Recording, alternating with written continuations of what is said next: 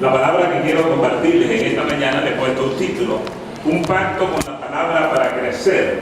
Un pacto con la palabra para crecer. Dígalo conmigo: un pacto con la palabra para crecer.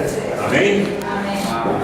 La palabra de Dios tiene una importancia tremenda, grande, maravillosa. La palabra de Dios cambia. La palabra de Dios transforma. La palabra de Dios, Jesucristo, siendo la palabra de Dios, se encarnó y habitó en medio nuestro. Entonces imagínese usted todo lo que la palabra de Dios significa. Dios dice en su palabra, en el Salmo 138, en el versículo 2, que Él ha puesto su palabra por encima de su nombre. Que ha colocado su palabra por encima de su nombre. De manera que si Dios tiene tal consideración por su palabra, entonces cuánto más nosotros deberíamos tener en la palabra el alimento, la herramienta, el poder y todo lo que Dios quiere realizar en nosotros. Busque en el libro, en la carta a los Hebreos, en el capítulo 4, en el versículo 12, por favor. Carta a los Hebreos, capítulo 4, versículo 12.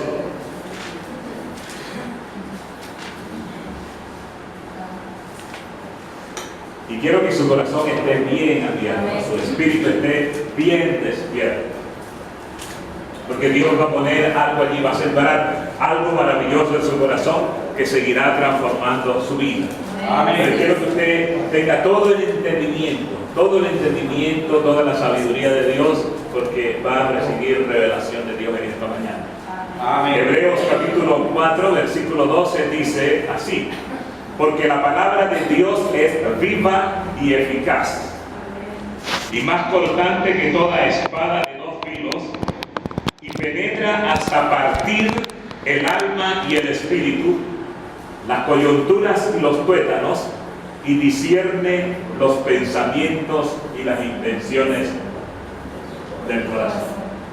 La palabra de Dios es más cortante que toda espada de dos filos, que penetra hasta partir el alma y el espíritu, las coyunturas y los tuétanos, y discierne los pensamientos y las intenciones del corazón. En la versión Reina Valera. En la versión Nueva Traducción Viviente dice así: pues la palabra de Dios es viva y poderosa. De manera que lo de eficaz usted tiene que entenderlo como poderoso. O sea, la palabra de Dios es viva, tiene vida. La palabra de Dios no es letra muerta, sino que la palabra de Dios tiene vida.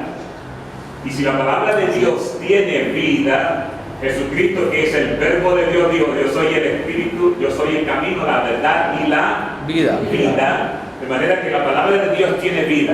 Y si la palabra de Dios tiene vida y la palabra de Dios obra en medio de nosotros, la palabra de Dios produce poder y produce vida, porque ella es poderosa. Y dice: y es más cortante que cualquier espada de dos filos. ¿Qué puede cortar más entre dos espadas? ¿Una que tenga un filo o una que tenga doble filo? Doble filo. La de doble filo corta más. Y la palabra de Dios dice que es más cortante que cualquier espada que tenga dos filos. Entonces imagínense lo eficaz y poderosa que puede ser la palabra de Dios. Y penetra, la palabra penetra, dice la Nueva Traducción Viviente, entre el alma y el espíritu, entre la articulación y la médula del hueso, y deja al descubierto nuestros pensamientos y nuestros deseos más íntimos. Imagínense todo lo que hace la palabra. Pero hay algo que está diciendo aquí, y quiero que ustedes puedan mirar en un momento. Dice que todo ese poder de la palabra es para partir el alma y el espíritu. En la segunda versión dice que es para entrar entre el alma y el espíritu y producir una división del alma y el espíritu. Dios quiere que el espíritu esté separado del alma. Y esa separación del alma y el espíritu es producida según el diseño de Dios por la palabra. Amén. ¿Cómo fue al principio? Cuando fue el tiempo de la creación. Cuando Dios creó al hombre, lo hizo perfecto y el hombre tenía una perfecta relación con Dios. La Biblia nos enseña que el hombre es espíritu, es alma y es cuerpo. Tiene tres constituyentes, tres componentes: espíritu, alma y cuerpo. Cuando Dios creó al hombre, lo creó de tal manera, puso los componentes del hombre, los puso de tal orden que él pudiera tener una relación directa con el hombre. Amén, gracias. Busque Génesis capítulo 2, versículo 7. Génesis capítulo 2, versículo 7. Y vamos a mirar cómo fue al principio cuando el hombre fue creado. Génesis capítulo 2, versículo 7. Amén. Muy bien. Génesis 2, 7 dice: entonces Jehová Dios formó al hombre del polvo de la tierra. Esté atento a eso. Formó al hombre del polvo de la tierra y sopló en su nariz aliento de vida. Y fue el hombre un ser viviente. El polvo de la tierra fue la materia que Dios utilizó para formar el cuerpo del hombre. Entonces Él tomó polvo de la tierra, formó al hombre y el hombre estaba allí formado, pero no había vida, era simplemente tierra. Entonces vino Dios y sopló en el hombre aliento de vida. Yo le pregunto, ¿qué dice la Biblia acerca de la constitución de Dios? Dios es espíritu, es cuerpo, es alma. ¿Qué es Dios? Espíritu. Entonces lo que nacía de Dios, lo que provenía de Dios era espíritu.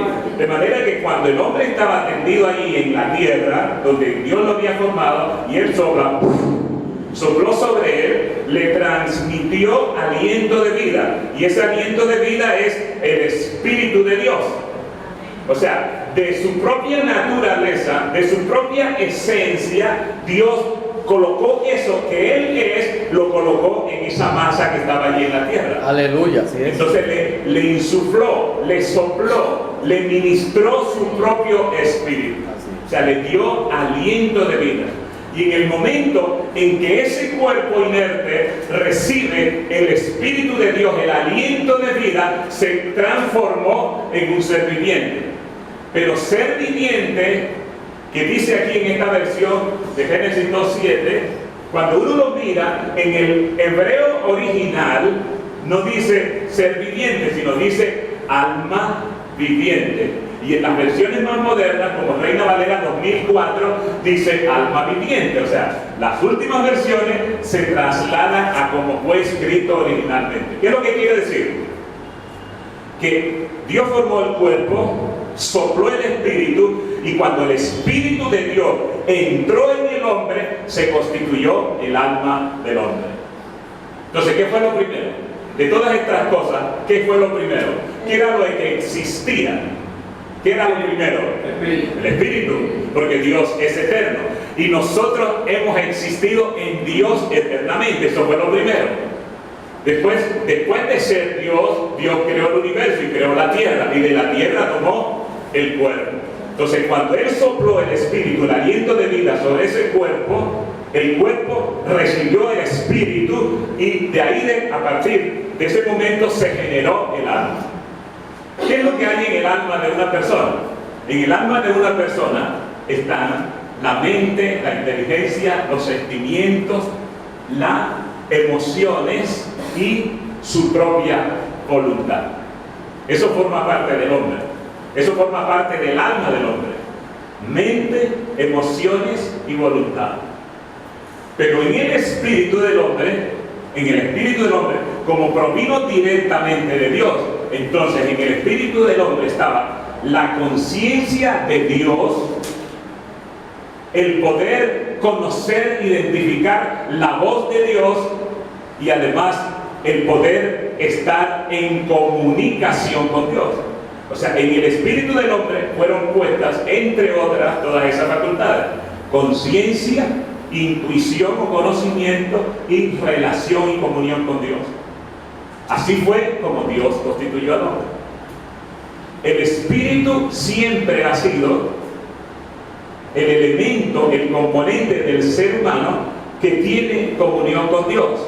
Por eso, en el principio, nosotros fuimos creados como seres espirituales. Seres espirituales. ¿Dónde quedaba el alma? El alma quedó atrapada entre el espíritu y el cuerpo. O sea, cuando se sopló el aliento de vida, se constituyó el alma. Entonces, en el alma están las emociones, están los sentimientos, está la inteligencia, están todas esas capacidades, está la voluntad. Todo eso está ahí en el alma. ¿Cómo se comunicaba Dios con el hombre? Porque como el hombre era espiritual y esa relación, ese orden de Dios estaba establecido en él, al hombre le era fácil comunicarse con Dios.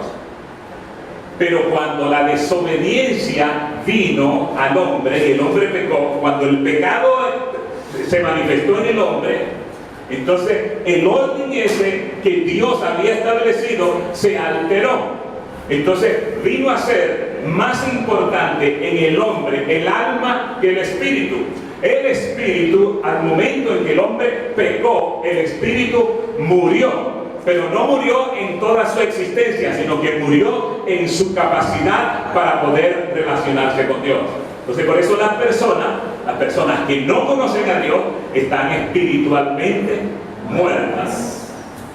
Pero no dejan de tener espíritu, porque se comunican con los espíritus infernales, se comunican con los espíritus demoníacos y tienen una actividad espiritual demoníaca que puede estar fuerte. Pero en lo que tiene que ver con Dios, el espíritu estaba muerto. Entonces, ¿qué es lo que Dios hace? ¿Cómo es que Dios quiere resolver entonces esa situación? Primero, envía a Jesucristo, muere por nosotros, permite que nosotros, al creer en Él, al creer en la persona del Señor Jesucristo, es como si ya nosotros hubiésemos pagado el pecado que el hombre había cometido, porque Dios lo cargó totalmente sobre Jesucristo, su Hijo. Entonces, Jesucristo, dice la palabra, que Él nos sustituyó en el castigo. Entonces, Dios castigó todo el pecado nuestro allí en la persona de Jesucristo. Dios nos eximió entonces ya de toda culpa y de toda condenación. La palabra dice: ninguna condenación hay para los que están dentro de Cristo, para los que están en Cristo Jesús. No hay condenación. Okay. Pero todavía no está resuelto el problema totalmente. Ahora, cuando una persona cree en la obra de Jesucristo, en la obra expiatoria de Jesucristo, cuando nosotros creemos en Jesucristo y lo recibimos, entonces nos constituimos en nuevas criaturas. Segunda los Corintios 5:17 dice: si alguno está en Cristo, nueva criatura es, y las cosas viejas pasaron, ahora todas son hechas nuevas. O sea que cuando nosotros recibimos a Cristo, recibimos una nueva vida en Cristo. Amén. Amén. Amén. Entonces, esa nueva vida, ¿de qué orden es? ¿Es una vida natural, anímica, física, o es qué? Es una vida espiritual, porque lo que había muerto en el hombre era la parte del espíritu que tenía comunión con Dios. Entonces, cuando tenemos una nueva vida en Cristo, entonces cuando conocemos a Cristo, nacemos a una nueva vida, la vida espiritual nueva. Pero todavía allí no está totalmente resuelto el problema. Entonces, ¿qué hace Dios? Dios hace que su propio espíritu entre y haga habitación dentro de nosotros. convierte nuestro cuerpo en templo del Espíritu Santo. Amén. Entonces, nuestro espíritu, a partir de ese momento, comienza una relación con Dios. O sea, Dios, el Espíritu Santo, habita dentro de nosotros, y esa fue una promesa que Dios hizo. A través del profeta Ezequiel, dijo en un tiempo: y yo les daré un nuevo corazón y les daré un nuevo espíritu, y pondré sobre ellos, o entre ellos, pondré directamente mi espíritu. Entonces el Espíritu de Dios está dentro de nosotros, pero todavía aún no está resuelto el problema totalmente, porque usted creyó en Jesucristo, aceptó a Jesucristo, lo hizo Señor de su vida, el Espíritu Santo comenzó a habitar en usted, lo hizo templo. El Espíritu Santo comienza a obrar en su espíritu y comienza a darle vida a su espíritu. Pero todavía hace falta una parte. Como en el momento del pecado, el espíritu, el alma se fundió con el espíritu, se metió totalmente dentro del espíritu, se unió con el espíritu. Entonces el hombre dejó de ser un ser espiritual y se convirtió en un ser anímico.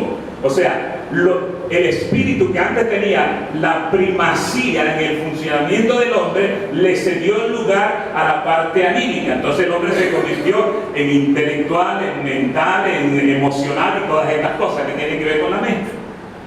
Entonces ya recibió a Cristo, ya es una nueva persona, ya nació de nuevo. El Espíritu Santo ya está habitando en esa persona, pero todavía hace falta algo, que Dios lo dijo en la palabra que teníamos allí.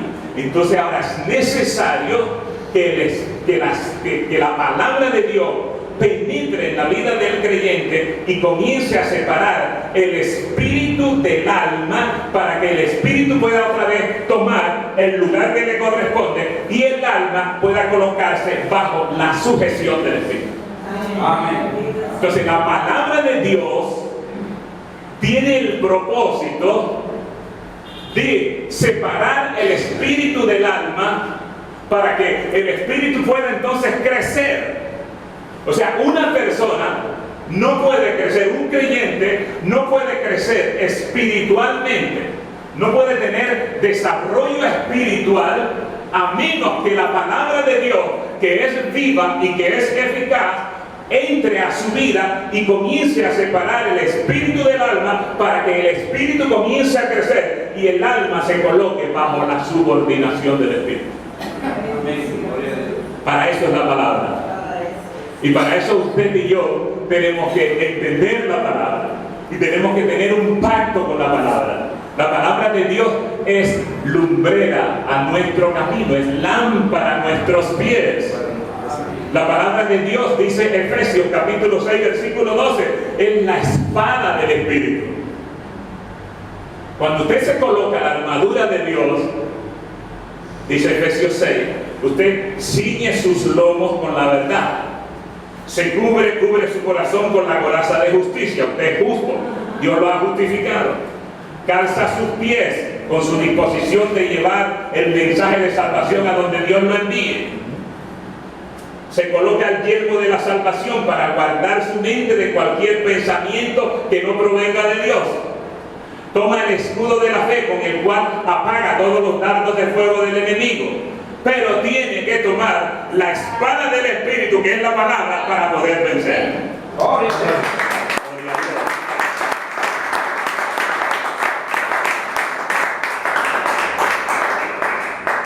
La espada del Espíritu. Cuando Dios le dijo a Adán, lo colocó allí en el huerto y le dijo: de todos los árboles que están aquí en este huerto puedes comer para alimentarte, pero no lo harás de este que es el árbol del bien y del mal, porque el día que comas de él, no que comerás de este árbol que es el del conocimiento del bien y del mal, porque el día que comas de él ciertamente morirás. La mujer fue engañada por la serpiente, la mujer sedujo a Adán y los dos comieron del árbol ese, del fruto de ese árbol. Y Dios había dicho, porque el día que comas de él ciertamente morirás. Pero resulta de que no murió. O sea, el fruto no era un veneno tan eficaz que lo mataba enseguida. No fue así. Él siguió viviendo. Y después de esa advertencia de Dios, vivió 930 años. Entonces, ¿qué? ¿Dios se equivocó acaso? ¿Dios le dijo una mentira? ¿Dios le dijo algo por decirlo? No. Dios le estaba diciendo, el día que comas de él, ciertamente tu relación conmigo, que es a nivel de tu espíritu, queda totalmente muerta. Entonces quedó totalmente desconectado de Dios. Y usted imagínese tal desconexión que sufrió Adán en ese tiempo. La palabra dice que Dios le trajo a todos los animales que había creado. Todas las bestias del campo las colocó delante de él, todos los animales, aves y peces. Y en esa sabiduría que Adán tenía, comenzó a ponerle nombres a todos los animales. De manera que todos los animales tienen el nombre que Adán le puso. Entonces, a uno llamó burro, a otro llamó caballo, al otro llamó elefante. Él fue quien le puso todos los nombres a cada uno de los animales. Entonces, imagínense la conexión que había y la sabiduría que había sido depositada en él. Cuando el hombre peca, entonces se dio cuenta, él y la mujer se dieron cuenta que estaban desnudos. ¿Y qué hicieron? Cortaron unas ramas de higuera, ¿verdad? Y se cubrieron.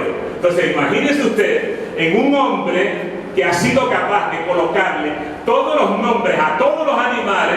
En ese momento se encontró tan embrutecido que su desnudez la cubrió con un pedazo de hoja que encontró por ahí.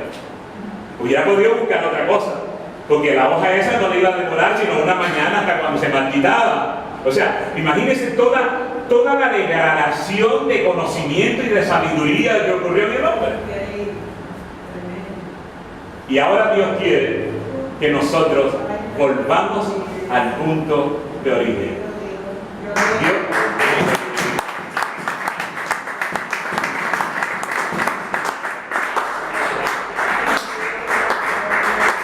Dios dice que el alma tiene que ser separada del espíritu.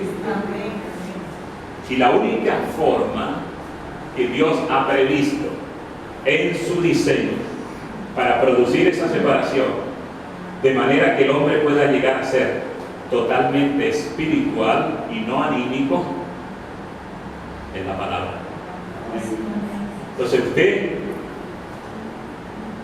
Dios nos dice por su palabra que el justo por su fe vivirá. Pero también nos dijo que la fe es por la palabra, por el oír de la palabra. Entonces mire todas las implicaciones que tiene eso. El justo, nosotros vivimos por fe. La fe viene por la palabra. Entonces, si la palabra no forma parte de mi propia vida, si yo no empleo tiempo para leerla, para meditarla, para reflexionar en ella, para creerla, para entenderla y para obedecerla, ¿dónde va a estar mi crecimiento espiritual? No va a haber crecimiento espiritual. Entonces, aun cuando ya sea una persona salva, no voy a poder disfrutar de una relación perfecta con Dios, porque no voy a ser capaz de tener conciencia de Dios, no voy a discernir cuando Dios viene a un lugar, no voy a recibir de parte de Dios el conocimiento que no pasa por la mente. O sea, hay conocimientos que vienen de Dios, mejor dicho, el conocimiento que viene de Dios no pasa por la mente, o sea, no se genera en la mente, sino que se genera en Dios. Y entonces, pero la relación de Dios contigo y conmigo no es en la mente, sino que es en el Espíritu. Entonces ahí en el Espíritu es donde Dios coloca el conocimiento revelado.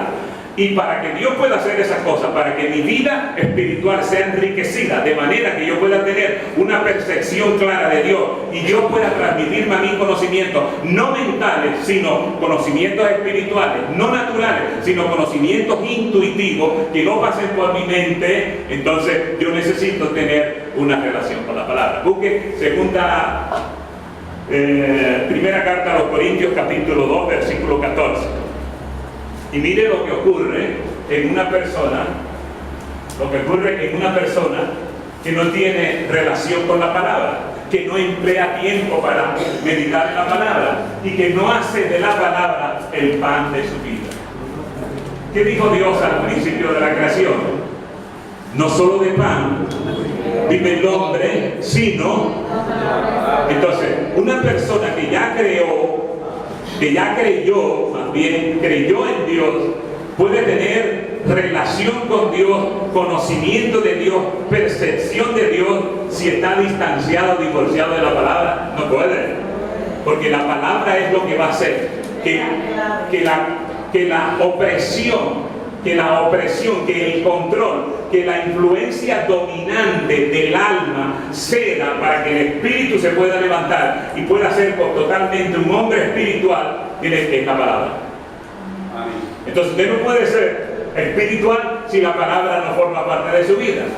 Por eso, tercera de Juan, versículo 2 dice: amado, yo deseo que tú seas prosperado en todas las cosas y que tengas salud, así como prospera tu alma.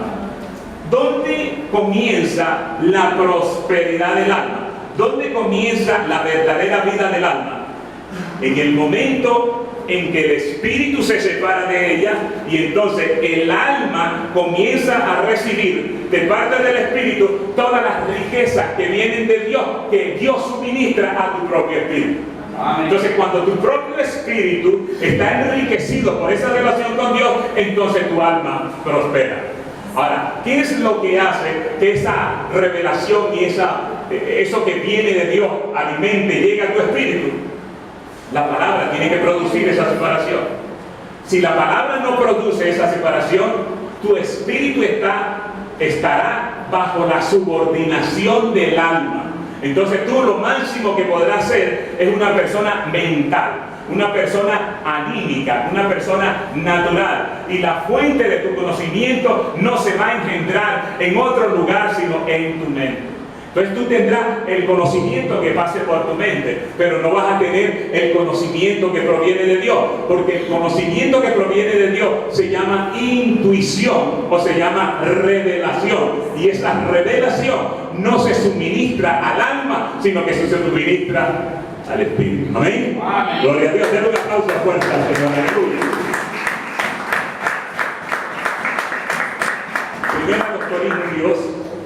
Primera a los Corintios capítulo 2, versículo 14.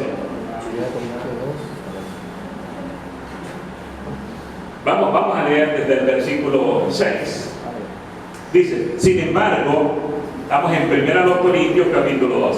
Dice, versículo 6: sin embargo, hablamos sabiduría entre los que han alcanzado madurez, y sabiduría no de este siglo, ni de los príncipes de este siglo que perecen, mas hablamos sabiduría de Dios en misterio, la sabiduría oculta, la que Dios predestinó antes de los siglos para nuestra gloria, la que ninguno de los príncipes de este siglo conoce o conoció, porque si la hubieran conocido nunca habrían crucificado al Señor de gloria. Antes bien, versículo 9, como está escrito: cosas que ojo no vio, ni oído oyó, ni han subido en el corazón del hombre, son las que Dios tiene preparadas para los que le aman. O sea que lo que viene de Dios, no pasa por los ojos, no pasa. Y tener enriquecimiento espiritual es a través del Espíritu de Dios, es por el Espíritu de Dios en nuestro espíritu. Pero para ello, usted y yo tenemos que hacer un pacto con la palabra. La palabra es lo que produce. Usted no se inquiete cómo se va a producir esa separación. Usted no se pregunte, ¿y ahora cómo es que se va a producir esa separación? No, usted simplemente tome la palabra, aliméntese de la palabra, medite en la palabra, reflexione en la palabra, crea en la palabra, aprenda la palabra, entienda la palabra y viva con la palabra. Y ahí se va a producir esa separación y ese crecimiento espiritual para su vida. ¿Amén? Amén. Entonces usted tiene que hacer ese pacto, un pacto con la palabra. Dios dice que tienen que ser separadas el alma y el espíritu, porque el alma y el espíritu tienen manifestaciones parecidas.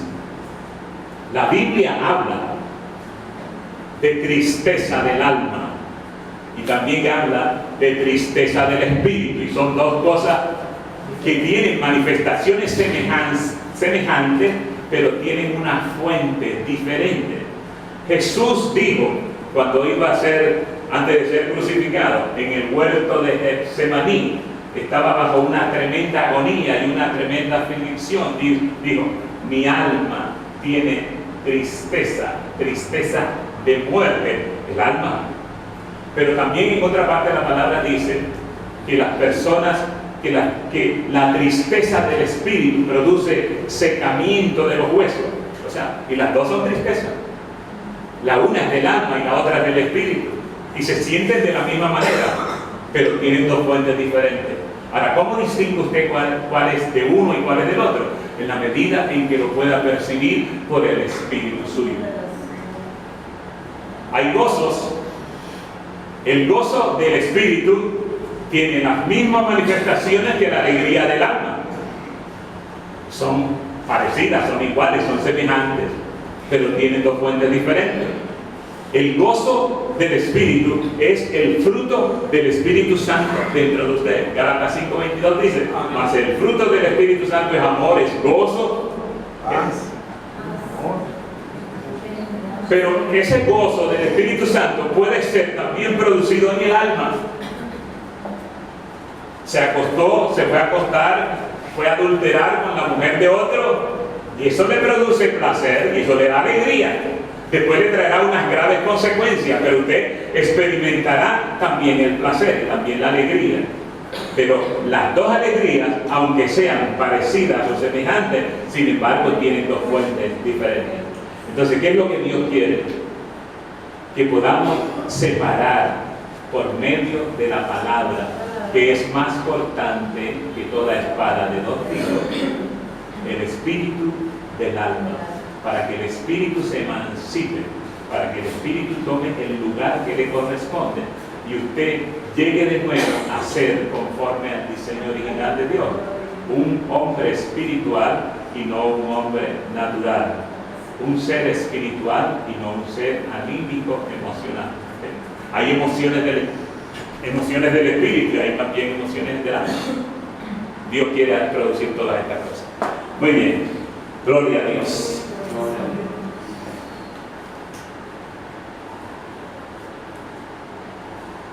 No somos anímicos o naturales, sino que somos espirituales. ¿Cuántos son espirituales? Amén. Espirituales. O sea, hay algunos que tienen más madurez espiritual que otros, pero somos espirituales. A partir del momento en que el Espíritu entró en nuestras vidas, lo que Dios comienza a operar en nosotros, porque Dios no pierde el tiempo, lo que comienza a operar es en nuestra vida espiritual. Y entonces nos va dando crecimiento espiritual. Y usted llegará en algún momento, usted y yo llegaremos en algún momento a tener tal madurez espiritual que podamos alcanzar la estatura de la misma plenitud de Cristo en nosotros. Amén. Hacia allá Dios nos quiere llevar. Ok. No somos anímicos o naturales, sino que somos espirituales. Anímico es lo que nace de uno mismo, lo que nació de nuestra mente, lo que nosotros determinamos hacer. Nuestra voluntad influyó y tomamos ciertas determinaciones y eso nació aquí en nuestra mente. Eso es anímico. Pero lo que nace de Dios y se transmite a nuestro espíritu, eso es espiritual. Entonces usted y yo somos espirituales en la medida en que somos instrumentos para que Dios haga con nosotros, en nosotros y a través de nosotros lo que Él quiere hacer.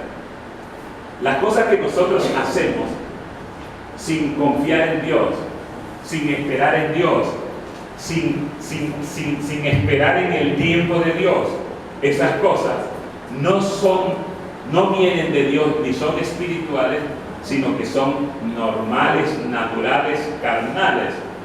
Conoce el caso de Abraham, Sara. Recibieron una promesa, la promesa de tener muchos hijos, multitud de hijos, que ni las estrellas del cielo serían suficientes para contar la descendencia de Abraham. Se le da la promesa cuando tiene 75 años. Llegan los 100 años, 25 pasaron y todavía no había sido cumplida la promesa. Entonces, ¿qué pasó? En un momento, no habían llegado todavía a los 100, los 25 años, pero en el trayecto ellos se fueron desesperando y fueron perdiendo la confianza. Y Sara tomó la determinación de decirle a Abraham, De ayudar a Dios. de ayudar a Dios, exactamente, ayudar a Dios. Entonces él le dijo, aquí está mi sirvienta Agar, te pido que te acuestes con ella para que la descendencia que Dios nos prometió pueda ser una realidad. Y dice que Abraham no quería, pero ella siguió insistiendo, le rogó hasta cuando Abraham cedió. Y nació un niño que se llamó Ismael. A partir de ese momento, Dios se distanció de Abraham. Y duró 13 años que no tenía relación con Abraham. Y cuando se manifiesta a los 13 años, cuando ya Ismael tenía 13 años, Dios le dice a Abraham, quiero que vivas siempre delante de mí y seas perfecto. Entonces, la decisión que tomó Sara y Abraham, ¿vino de Dios o de dónde vino? Vino de ellos. ¿Afirmó su vida espiritual o afirmó su naturaleza humana? Afirmó su naturaleza humana. Ellos debieron esperar, así como nosotros, como profetizaba el Señor ahora a través de Guillermo, tenemos que esperar y seguir esperando. Dios sabe lo que está haciendo. Dios no puede ser, Dios no puede ser malinterpretado. Bueno, sí pudiera ser malinterpretado, pero Dios lo que ha determinado hacer, lo va a hacer. ¿Okay? Entonces, usted y yo tenemos que estar esperando siempre en eso. Si tus pensamientos, si tus actitudes, si tus palabras y si tus acciones no corresponden a lo que Dios te ha ordenado y a cuando Dios te dice que tú lo hagas, entonces todo eso no afirma tu vida espiritual, sino que afirma tu naturaleza carnal. Tus pensamientos, tus actitudes, tus palabras y tus hechos, tus acciones, todas tienen que estar centradas en Dios. Cuando están centradas en Dios, entonces produce crecimiento espiritual y entonces tú puedes ver lo sobrenatural de Dios. El hijo Ismael que le nació a Abraham y Sara, ¿era el hijo de la promesa? No era el hijo de la promesa. Era el hijo espiritual, no era el hijo espiritual, era un hijo natural. Ese fue un hijo de la voluntad humana, no nació de Dios.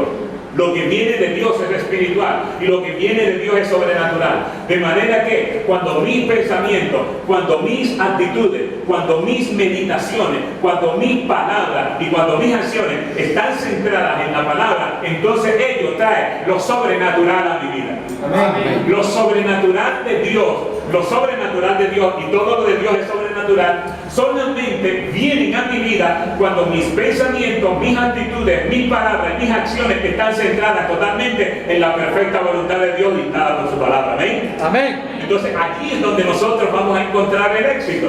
Allí es donde nosotros vamos a tener crecimiento. Cuando la palabra de Dios tenga un lugar seguro allí en nuestras vidas. Cuando la palabra de Dios comienza a manejar nuestras vidas.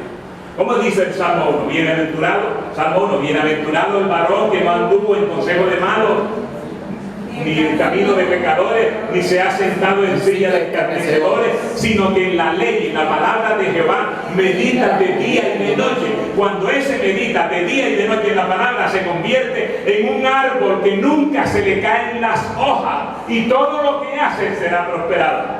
Amén. Amado, yo deseo que tú seas prosperado en todas las cosas y que tengas salud, así como prospera tu alma. Pero la prosperidad de tu alma depende de tu crecimiento espiritual. Depende que sea el espíritu tuyo el que tenga el control de tu alma y no tu alma esté apagando permanentemente tu vida espiritual. Amén. Usted y yo tenemos que hacer un pacto con la palabra. La palabra tiene que orar en nuestras vidas. Hay cosas, usted puede hacer cosas buenas y puede hacer cosas malas. Está en su decisión. Usted tiene el libre albedrío y puede hacer lo que quiera. Hay cosas que son buenas, mas sin embargo la palabra de Dios nos dice que no nos conviene hacerlas. Todas las cosas pudieran ser lícitas para que nosotros las hagamos, pero no todas las cosas, aun cuando sean buenas, me convienen. Entonces usted hace una cosa buena, está de acuerdo con la palabra, usted no tuvo una intención diferente y eso es bueno. Pero resulta que cuando usted hizo eso, de pronto viene interiormente una desaprobación de Dios, una reprobación de Dios. Y usted comienza a sentirse mal por eso que hizo, y eso no está mal, no está en contradicción con la palabra que usted conoce, pero usted comienza a sentirse mal, usted comienza a sentir que Dios lo ha desaprobado. ¿Qué está diciendo eso? Que eso que usted hizo, aun cuando era bueno, no se originó en Dios, sino que se originó en usted mismo. Entonces usted y yo tenemos que estar haciendo las cosas que vienen de Dios. Y usted tiene que conocer la voluntad de Dios para poder actuar en su perfecta voluntad.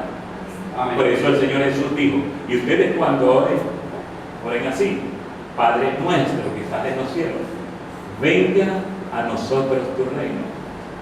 Hágase tu voluntad, como se cumple en los cielos, cúmplase también tu voluntad en la tierra, en mi propia vida. Entonces usted y yo tenemos que conocer la voluntad de Dios. Conocer la voluntad de Dios es lo que nos va a permitir vivir de manera perfecta y agradable delante de Dios. No te conformes a este siglo, sino renueva tu mente por medio de la palabra. Dice, renueva tu mente por medio de la palabra, para que puedas comprobar cuál sea la voluntad de Dios, buena, agradable y perfecta. Hay una obra importante que Dios determinó para nuestras propias vidas y que está ligada con la palabra. Amén, hermano. Gloria a Dios. Levante la mano y denle un aplauso fuerte a Dios. Aleluya.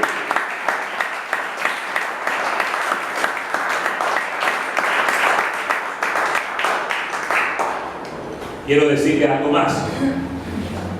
Las obras que tú haces y las que yo hago pueden ser profundas o pueden ser superficiales. Las obras que nosotros hacemos pueden ser profundas o pueden ser superficiales. Y quiero que, por favor, busque en 1 Corintios capítulo 3. 1 Corintios capítulo 3, versículo 10. Amén. Muy bien, ¿lo tienen todos? Amén. Ok, 1 Corintios capítulo 3, versículo 10. Dice la palabra así: conforme a la gracia de Dios que me ha sido dada, yo como perito arquitecto puse el fundamento y otro edifica en sí, pero cada uno mire cómo sobreedifica. Tú y yo tenemos que mirar cómo sobreedificamos. Versículo 11: porque nadie puede poner otro fundamento que el que está puesto, el cual es Jesucristo. Y si sobre este fundamento alguno edificare oro, plata, piedras preciosas, madera, heno, hojarasca, la obra de cada uno se hará manifiesta. Dice, cuál es la materia que está utilizando esa persona para edificar su vida? Utiliza oro, plata, piedras preciosas, o puede utilizar madera, heno, hojarasca. Versículo 13, la obra de cada uno se hará manifiesta, porque el día la declarará, pues por el fuego será revelada, y la obra de cada uno, cual sea, el fuego la probará. Si permaneciere la obra de alguno que sobreedificó, recibirá recompensa. Si la obra de alguno se quemare, él sufrirá pérdida, si bien él mismo será salvo, aunque así como por fuego. ¿Qué es lo que está diciendo Dios? Que hay algunas cosas que nosotros hacemos que pueden ser oro, plata, piedras preciosas, pero hay otras cosas que nosotros hacemos que pueden ser madera, heno y hojarasca. Ok. El oro representa la manifestación de la gloria de Dios. La plata representa la redención que Dios hizo del hombre a través de Jesucristo. Y las piedras preciosas representan la obra que hace el Espíritu Santo, que es el pastor de la iglesia. Ahora yo le pregunto, el oro, la plata y las piedras preciosas, que no están todavía procesadas, ¿dónde las encuentra usted? ¿Las encuentra en la superficie de la tierra o tiene que excavar minas y buscar hasta allá, hasta las profundidades? O sea, las piedras preciosas, los diamantes y todas esas cosas, el oro y la plata, usted no lo encuentra arriba, lo encuentra abajo, en lo profundo.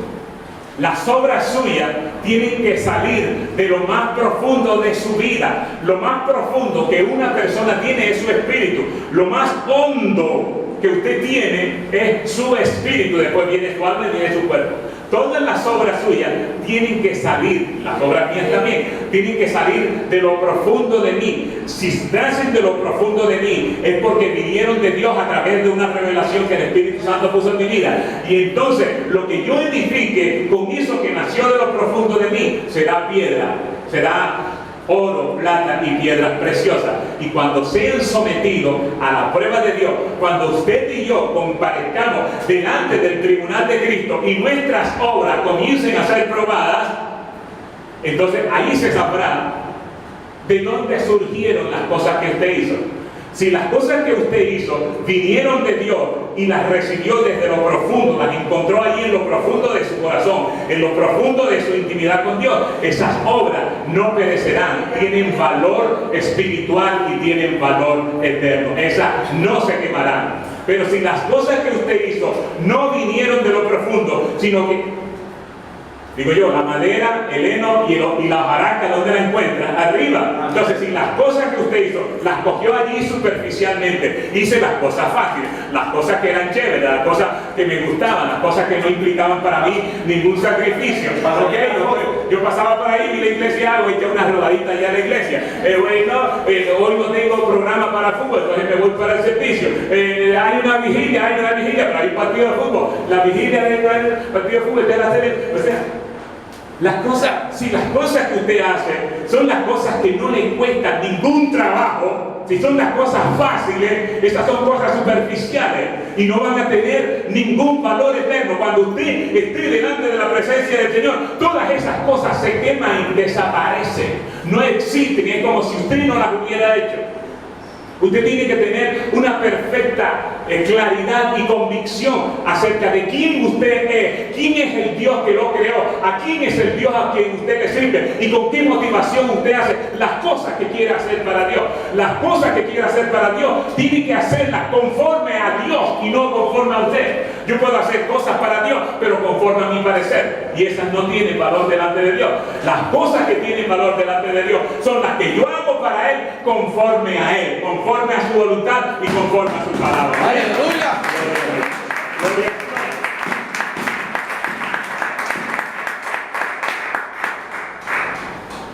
Para terminar, la palabra trae crecimiento espiritual y trae prosperidad del alma.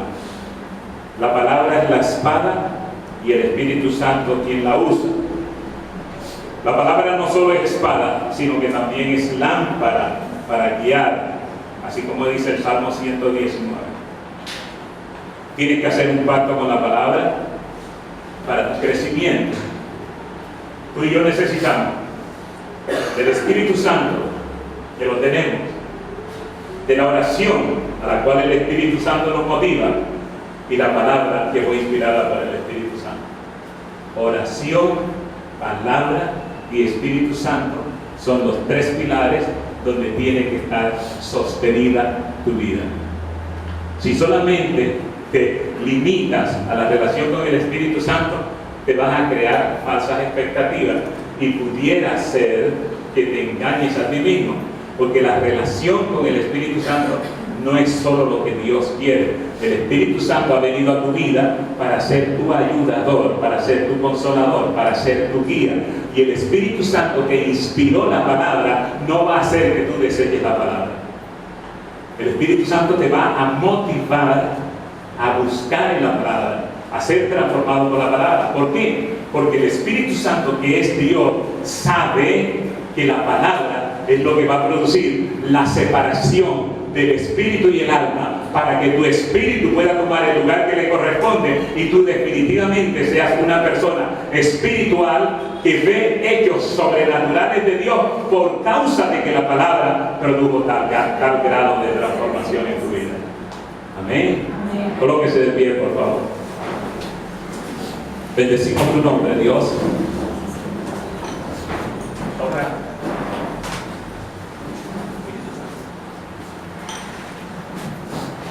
Padre, tu palabra ha sido expuesta en esta mañana. Y hemos orado, Señor, para que esta palabra tenga cabida en nuestras vidas. Y aquí está tu pueblo, Señor. Aquí estamos tus hijos, que queremos ser esta mañana, Señor, hacer un pacto contigo. Un pacto, no un pacto que no podamos cumplir. Y si la palabra perfecta no es pacto, Señor, lo que queremos decirte en esta mañana es que queremos tomar en nuestro corazón y queremos contar contigo, aun cuando ya lo sabemos. Queremos tomar la determinación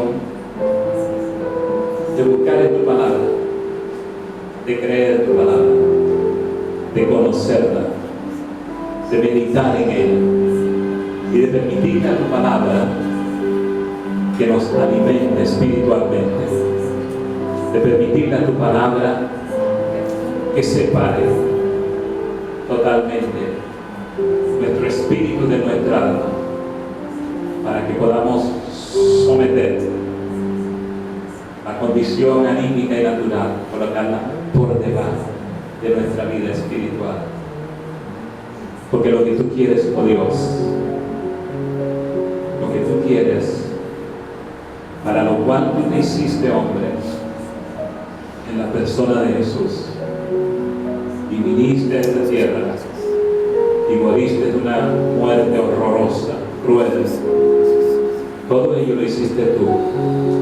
Todo ello, Señor, lo hiciste tú, porque querías restaurar la obra primera de la creación, la obra que el primer Adán destruyó. Pero tú eres el postrer Adán, el que vino a restaurar, el que vino a redimir, el que vino a perfeccionar nuevamente. Tú eres el que vino a poner en orden nuestras vidas. Y queremos que en esta mañana, Señor, esta palabra que tú nos has hablado, esta palabra que tú nos has enseñado, encuentre cabida en nosotros. Que no seamos como aquellos de los cuales tú dijiste una vez en esa parábola del sembrador. La palabra cayó junto al camino y vinieron las aves y se la comieron. Que la palabra, la semilla, cayó entre pedregales y fue estrechada por ello y no pudo crecer. O la palabra cayó en otros sitios sobre piedras y brotó, pero no tuvo crecimiento porque cuando salió el sol fue quemada, no tenía raíces. sino que quieres tú, Señor, que nuestros corazones sean ese campo fértil, ese campo bueno, donde tu palabra sea sembrada y pueda producir fruto al 100, al 60 y al 30 por uno. Eso queremos, Señor. Es lo que queremos determinar en esta mañana. Señor, mira los corazones de tus hijos. Mira tu iglesia, Señor. Tú no trajiste esta palabra porque tú sabes, oh Dios, el impacto profundo que va a tener esta palabra en el corazón de tus hijos. Y sin que el profeta supiera qué tema iba yo a tocar, tú hablaste a través de él al principio y dijiste acerca de tu palabra. Tu palabra es vida para nosotros. Tú eres el verbo, Jesús. Tú eres el verbo de Dios. Tú eres la palabra de Dios. La palabra de Dios que tomó forma humana, se hizo carne en un misterio que casi no podemos explicar. Y vino a nosotros para restaurarnos, para darnos la vida, para devolvernos la comunión, para devolvernos, oh Dios, todo aquello, toda esa gloria en la cual tú nos creaste, Señor. Porque el pecado nos destituyó de tu gloria, pero tú has venido, Señor, para restaurar esa gloria. Y así como tú colocaste tu palabra aún por encima de tu nombre, así nosotros queremos en esta mañana, Señor, colocar tu palabra por encima de nuestras propias vidas. Queremos colocar tu palabra como algo preciado, como algo muy significativo y muy importante. Que cuando lleguemos a estudiar tu palabra, Señor, cuando tomemos este libro que es llamado la Biblia, entendamos que este no es un libro que habla acerca de alguien, sino que este libro es alguien. Este libro eres tú. Aquí estás tú. Aquí está tu pensamiento, Señor. Aquí está tu voluntad. Aquí están tus designios. Aquí están consignados todas las cosas que tú has hecho y las que tú quieres hacer. De manera, Señor, que en esta mañana tomamos esa determinación. Mira a tus hijos, Señor. Mira a todos aquellos, Señor, cuyo corazón está abierto en esta mañana. Cuyo corazón está abierto en esta mañana para tomar las determinaciones de su vida. La determinación es, Señor. Tu palabra es lámpara en nuestros pies. Tu palabra es lumbrera en nuestros caminos. Tu palabra es viva y eficaz. Tu palabra produce crecimiento espiritual en nosotros. Tomamos tu palabra, Señor. Y te pedimos que nos ayudes. Ayudes, Señor, para invertir tiempo en tu palabra. Así es. Para creer, oh Dios, desde esta mañana, de este día, Señor, para creer que los cambios que tú quieres producir en nosotros, siendo ya hijos de Dios y siendo creyentes,